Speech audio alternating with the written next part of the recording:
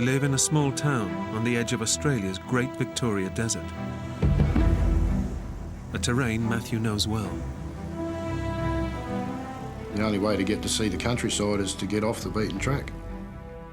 And that's the ruling I've always lived by.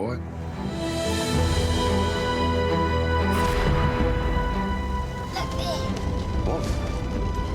Oh, wow. The plan today is to drive just 40 miles into the outback, camp for the night, and head back the next day.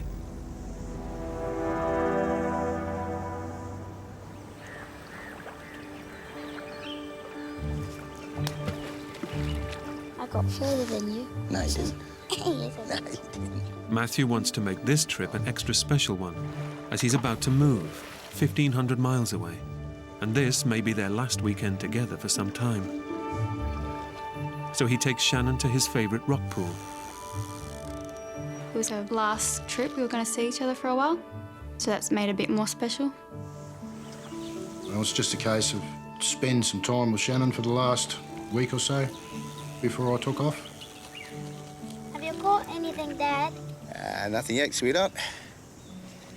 Maybe later, eh?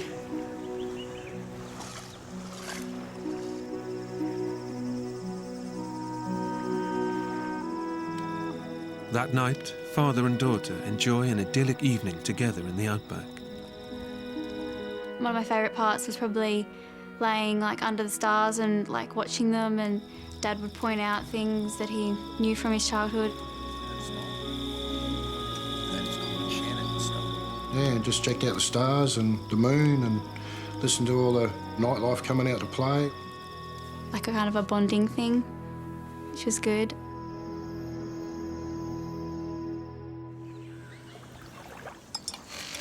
Right, let's go, sweetheart. The next morning, they're due to head back home. It's been a great trip, but one thing is missing. They haven't caught any fish. Shannon sort of looked up underneath the hair and you could see she was a little bit disappointed. So before returning Shannon home, Matthew decides to take a detour to try and catch her some fish. Listen, sweetheart, I've got an idea. Jump in. I sort of had a bit of an idea where there was another dam, a fair way away, but yeah, had a general idea about where to go.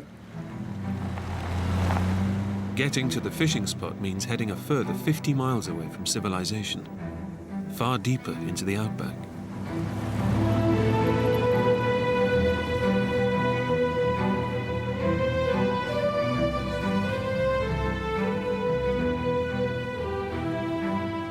It's a vast expanse of desert, covering more than 100,000 square miles.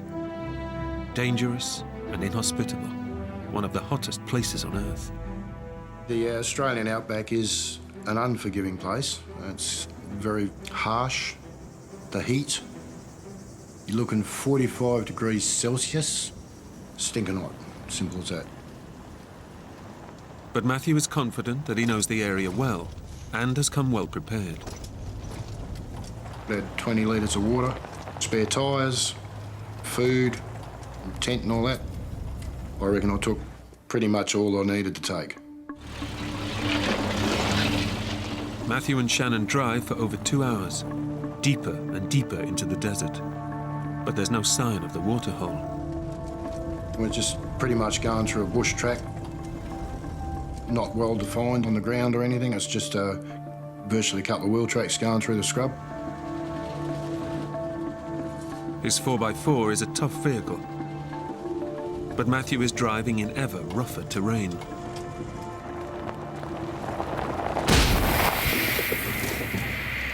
You're kidding me. You stay here, it's all right.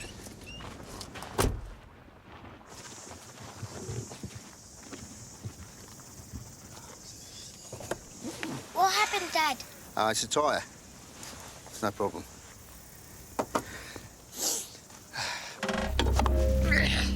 Matthew has come well prepared and has 3 spare tyres on board.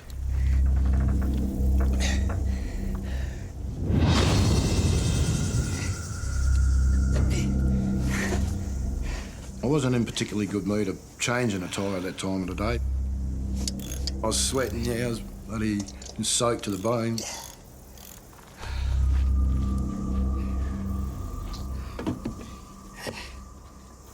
Yeah. It's all right. It's all done. You all right? Yeah, that's good. Let's go. With the tyre fixed and 2 more spares in the bag, Matthew is still confident he can find the fishing spot. But the desert is strewn with boulders and sharp rocks.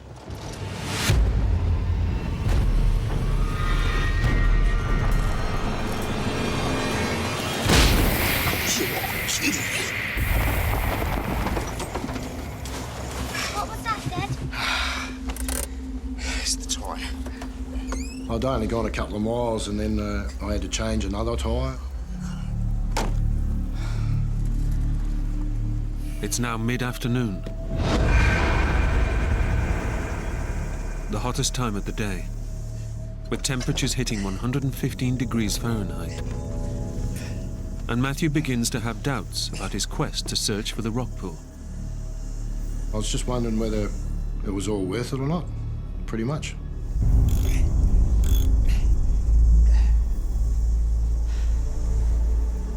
But still eager to live up to the promise he made to Shannon, Matthew decides to press on.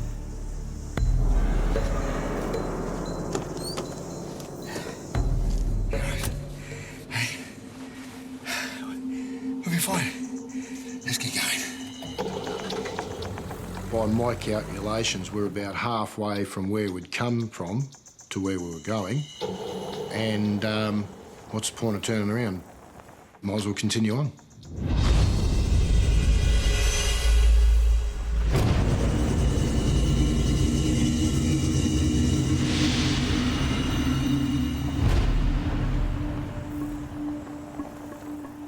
By late afternoon, and 60 miles out into the desert, Matthew fears he's losing his way.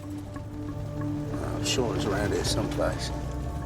I sort of run out of road, I lost me track.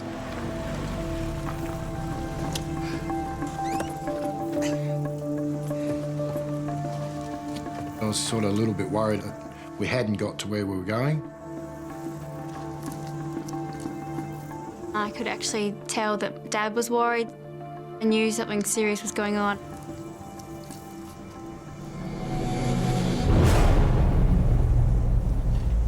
With just 1 spare tyre left, Matthew abandons his quest to go fishing and decides that it's time to get Shannon home.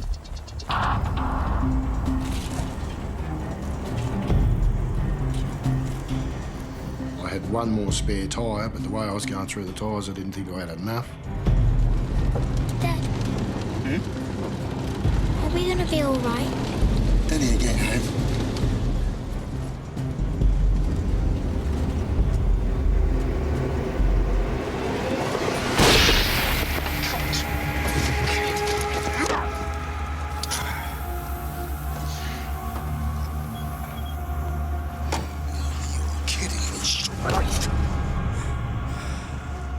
I was pretty peeved about the idea of getting a 3rd puncher, again in a stinging heat.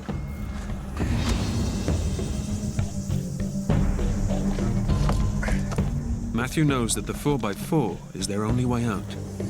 But with no more spares, another puncture could be fatal. With hundreds of miles of scorching desert all around, there's no way they could ever walk out of here alive.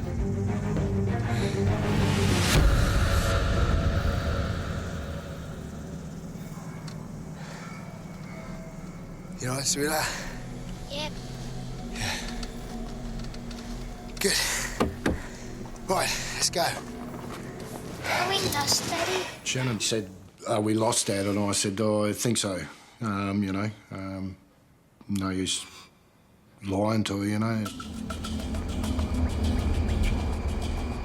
Matthew presses on, hoping to come across a track which will lead them to safety.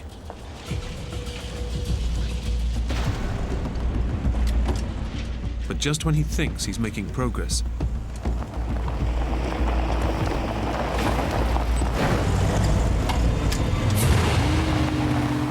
4x4 suddenly stops in its tracks. Oh, you gotta be kidding me. What happened, Dad?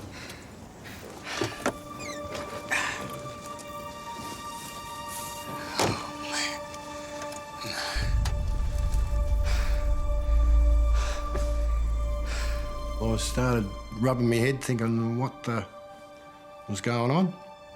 Why me? Why such bad luck?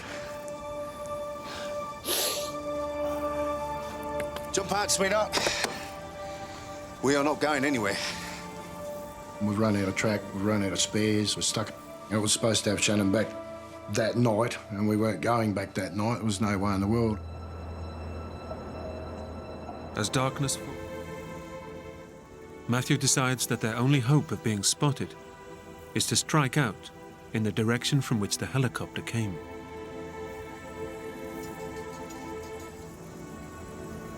The reason I thought of going down towards the open ground, people that have more of a chance to see us. But walking on in the blazing midday sun only dehydrates them further.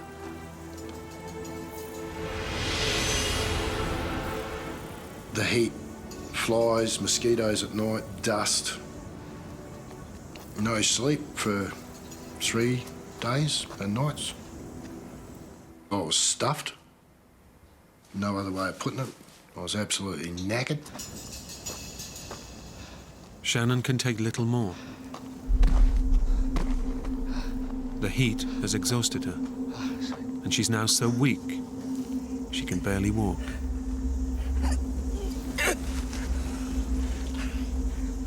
I wish that I had the energy to be able to pick her up and carry her, but I didn't have that.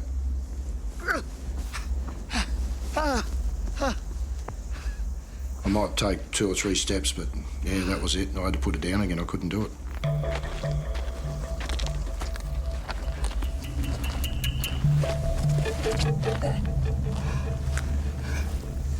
That's probably a very, very hard thing for a dad to, or for any person, I'd say, to be able to understand that you can't pick your own girl up, you can't pick your own child up and carry her.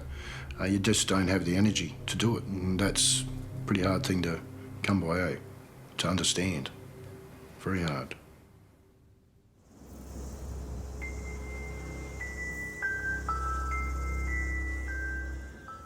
It's now been 24 hours since Shannon has drunk any water. Desperate, Matthew considers a terrible option: giving her a drink of his own blood.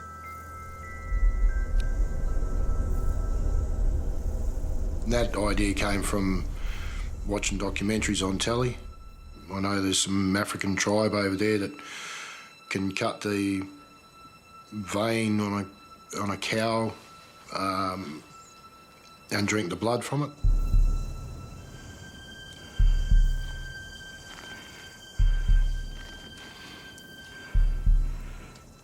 I got the knife and I put it on my wrist and applied some pressure. But it didn't happen, and I realised that my knife was just way too blunt. What are you doing, Daddy? Oh, nothing, sweetheart.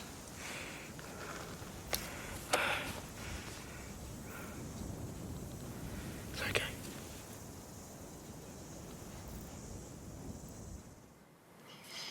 It was sort of a last resort, really, you know?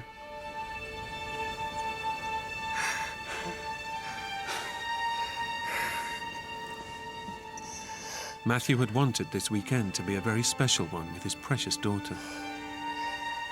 Now he knows that without water or rescue, she could be dead within hours. Yeah, we had a big cry together, even though there was no tears. There was a lot of sobbing, but there was no tears whatsoever. We were too dry to even cry a tear. And even to think about it now, like, I feel sad. I feel like I want to burst out in tears, actually.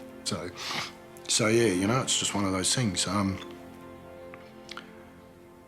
I'd hate to ever put Shannon through that again.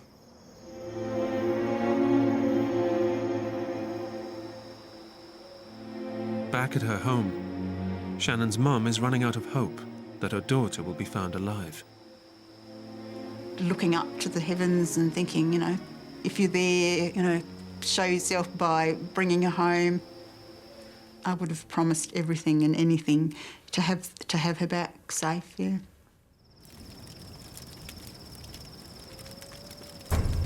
Their plight is hopeless, but Matthew won't give in till he's done everything he can to save Shannon. I couldn't sleep.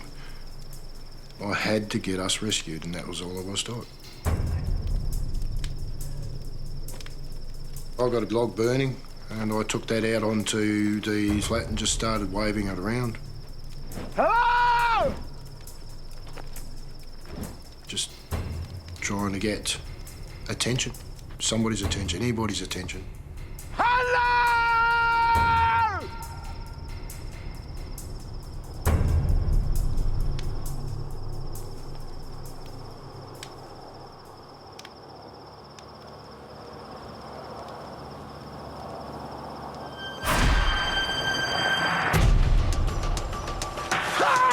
From out of nowhere, this bloody set of headlights are heading straight towards.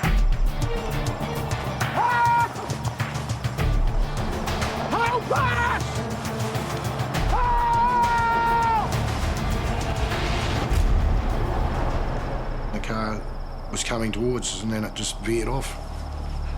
Over here!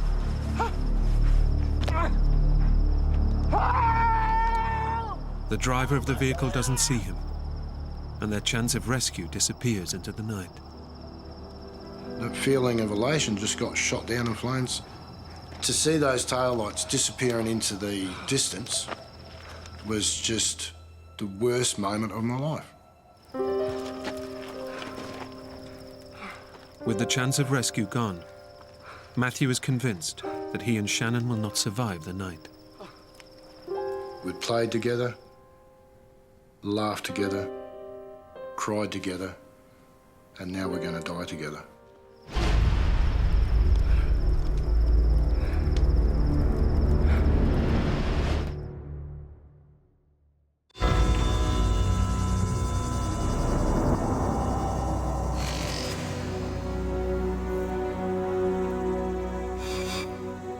All rescue efforts have failed to find Matthew and Shannon McGough, and they've gone 2 days without water in the ferocious heat.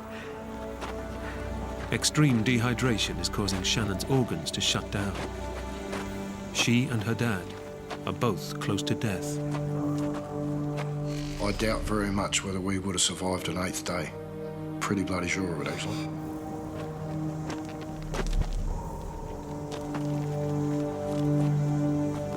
Then, just when all hope is lost,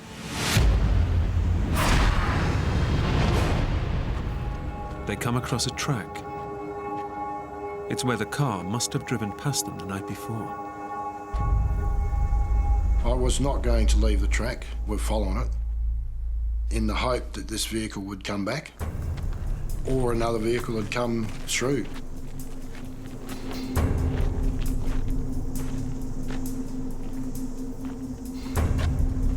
But Shannon can go no further.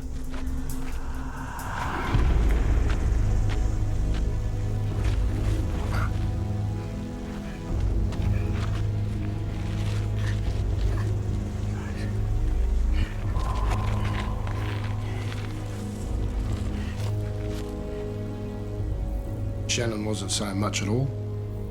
Yeah, very, very quiet. I'd speak to her and she'd just shake her head or nod her head up and down, but she wouldn't speak, so disheartening. Exposed to the scorching desert sun, Matthew needs to protect his dying child from the unbearable heat. It was boiling. The heat had risen big time. It was hotter than the last few days. And I knew that I needed to get Shannon into the shade. So I dug a hole in the ground so that I could put Shannon in it and then cover her back over. And that would keep her a bit cooler than sitting out in the open. But in this remote part of the outback, there's no guarantee they'll see another car for days, even weeks.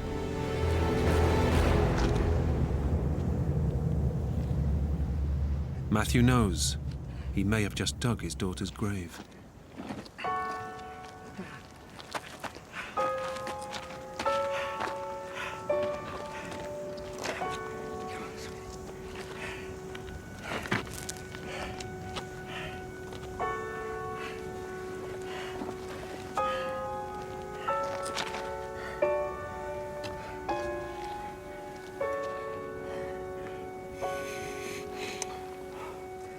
I was extremely sad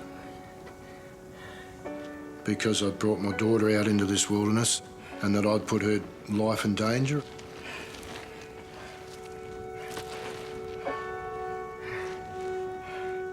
After 8 days, battling to keep himself and his daughter alive, Matthew finally gives up.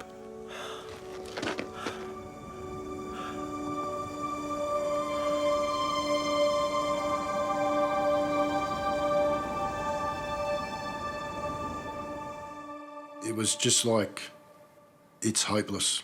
There's nobody here, nobody can see us, nobody will see us. With food in your mouth, honey. Shelley, her 2 children, and new boyfriend Roger are enjoying an afternoon out in the Arizona desert. My kids both have been raised in the outdoors. Tiffany was attending school, and Michaela had just started kindergarten. Where did you learn? This is an extra special trip. Shelley's boyfriend Roger has just moved in and wants to make sure everything runs smoothly. What helped the relationship is because the girls really liked Roger. He was always very, very kind to me. Hang on, let me get you a nap. Tiffany, at 9 years old, was always reaching for a father figure.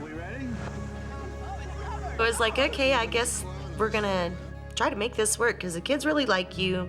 You seem like a good dad. There you go. Oh, boy, oh, boy. Okay, that's it. The girls are my life, and they have always been my life.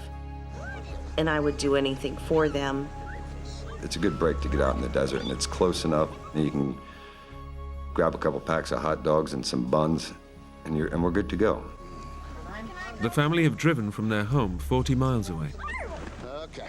For Roger, it's new territory. But Shelley has been coming to this area since she was a child. Coming from a family that didn't have a lot of money, the entertainment that we would do as a family is go out in the desert. The Arizona desert is a vast wilderness, covering 120,000 square miles.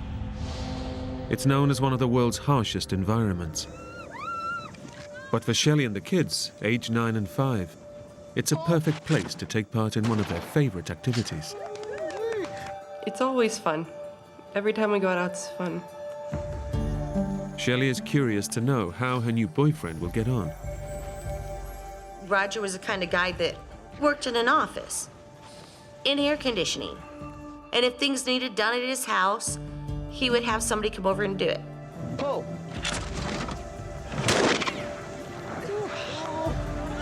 That's my first try. We were just having a good time. Everything was great.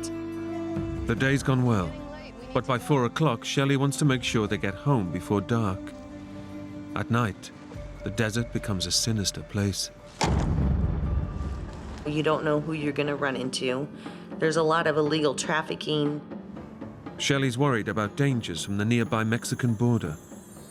Violent gangs patrol the area, threatening anyone in their way. They'll try to run you off the road, or they'll just run right into you. But the dangers of the night are far from everyone's mind as they make the 1-hour trip back home. And the kids are talking, we're laughing and giggling.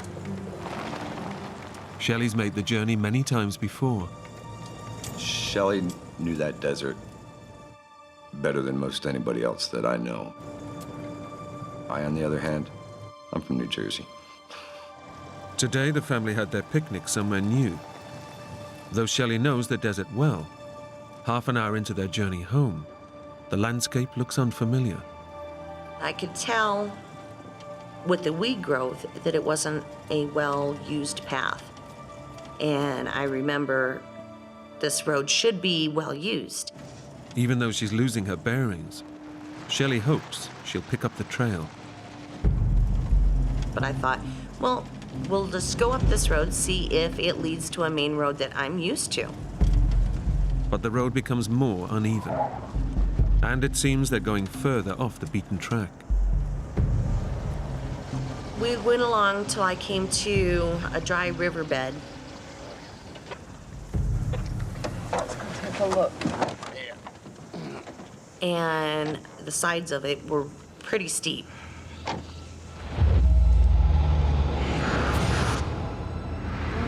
I don't think we can make it. Being in a two-wheel drive truck, your only traction is your back tires. I says, oh, I'll drive. I'll get us through there. We'll be out of here in no time. Hoping he can save the day, Roger takes over.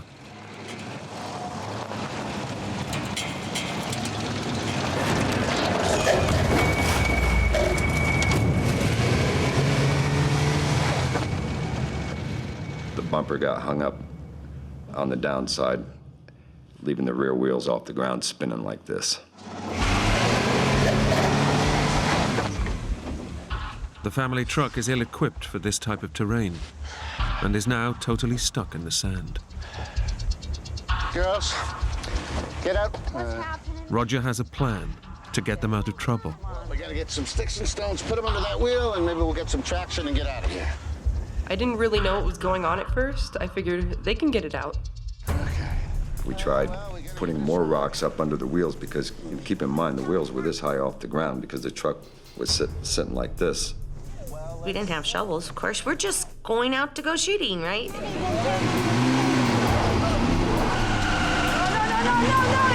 stop. It's just smoking. It's gonna catch fire. No matter what we did, we just couldn't get enough weight on those wheels. Okay, I'll call for help.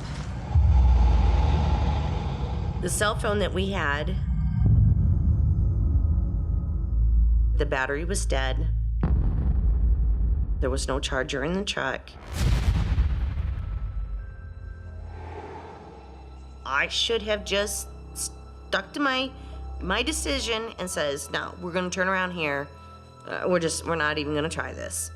I'd gotten an earful more in that first hour than most people would generally get in a year of being newlyweds. I'm sorry. We had enough provisions on that particular day for one day. With the vehicle stuck and with no way of contacting anyone, Roger knows there's only one option. We're gonna have to stay the night. Shelley knows just how dire their situation has become. From the time the sun sets to the time that sun rises is very dangerous. I only had one thing on my mind, and that was to get my girls out of that desert.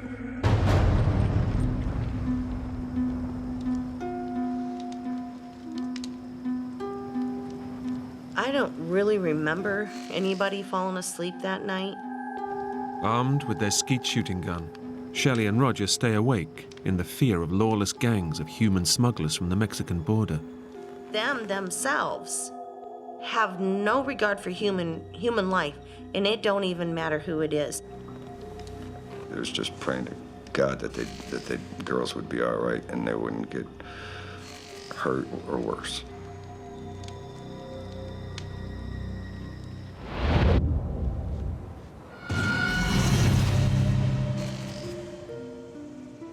Relieved when the morning arrives without incident, everyone tackles the day with renewed energy.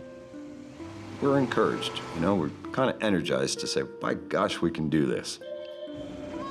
We really thought daylight would help us so that we could see exactly what kind of situation we were in.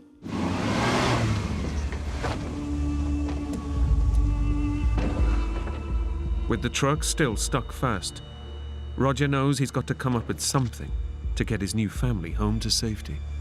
Why don't you go play with Tiffany for a moment? my brain started saying, Roger, you better think of something. There was that truck we passed a while back. It may have a jack. There was a Bronco that we had passed. The rims were gone. So we decided, well, let's at least try to get to that Bronco, see if it's got a jack in it, and then we can get started again. It's going to be a 4-mile hike back to the Bronco. And with only 2 small bottles of water, they risk serious dehydration in the ferocious heat. Are you sure? I know you're told to stay with the vehicle, and I'm thinking the vehicle has AC. But if we sit there at the vehicle, we're going to be there for days. That road's untraveled.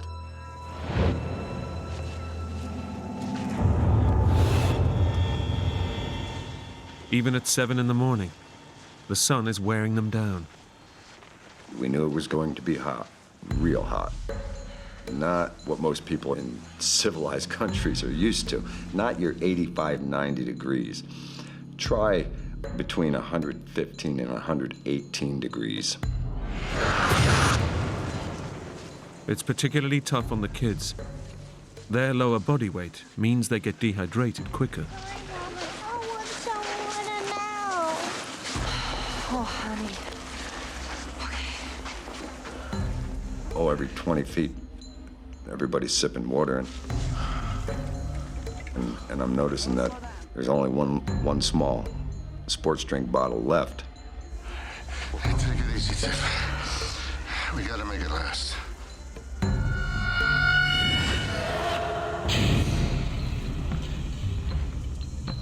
In the suffocating heat.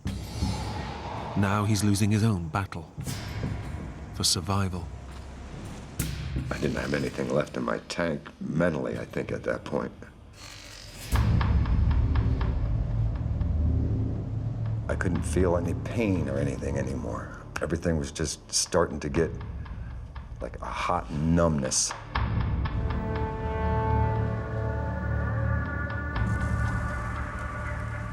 As Roger gives up all hope, yet again he sees something on the horizon.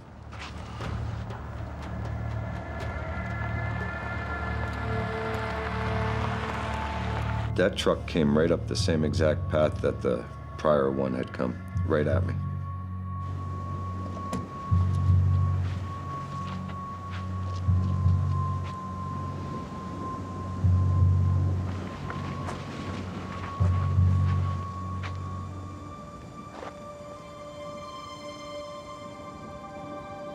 Roger? He had recognized me because he's calling me by my first name right away.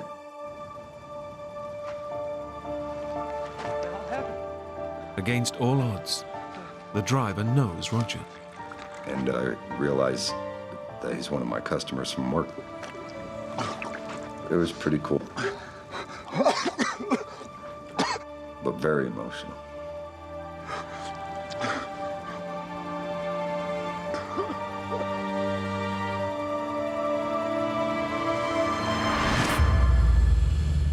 Roger is safe.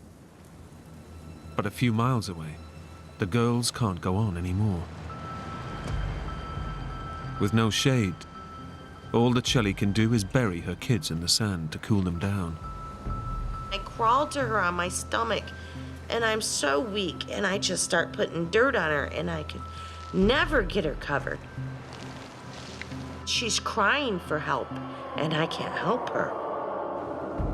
It's a last desperate attempt to protect them from the heat. But deep down, Shelley knows it's too late.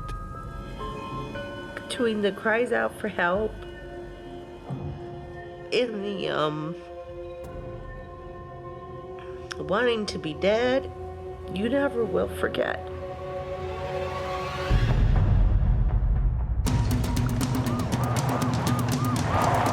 When the rescue services arrive, there's still only one thing on Roger's mind. Sir? The girls and their mother. He says, we're going to take you to the hospital. I said, your ass, you're taking me to a damn hospital.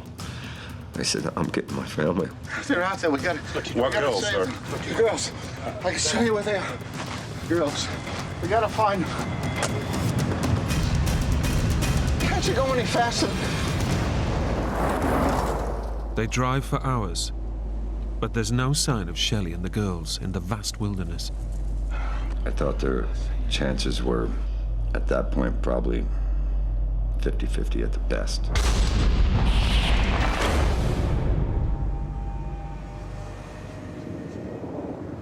Out of nowhere, there's the sound of a car. Did you hear that?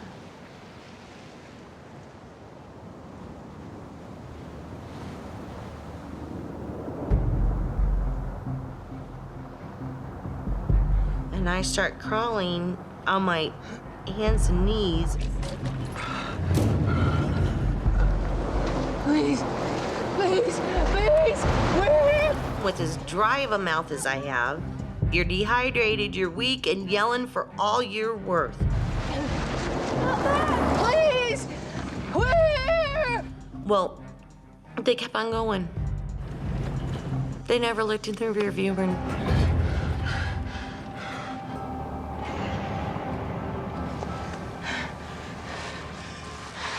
I was just so dehydrated, I could barely move myself. I didn't cover myself. I just laid there on the dirt. They're definitely looking for us. And they're gonna come back. We just gotta hang in there. And there was silence. It's like the bell has rung. This is your last day.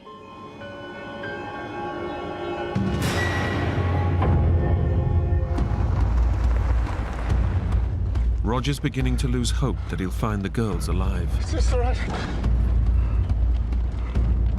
I didn't know anymore if it was going to be a rescue situation, and pray like heck that it's not going to be a recovery situation.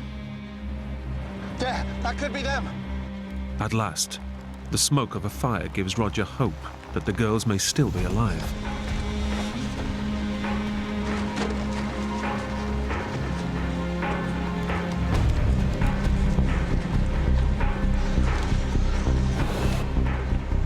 There, that's their footprints. I recognize them. Clear as day, I could tell that they were from the girls because Tiffany and Michaela were wearing these sandals that had little circles for the tread. So now I'm really encouraged. A full rescue team is mobilized, but they're almost out of time.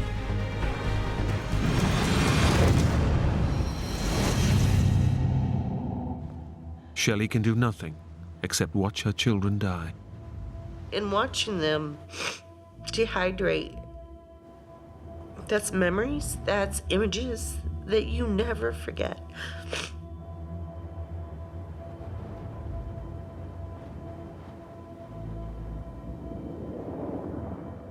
Just as she's given up all hope, she hears a vehicle.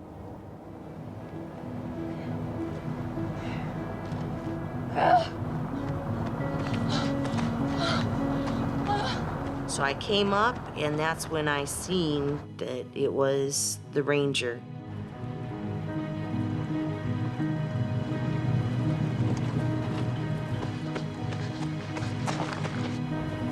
We got help!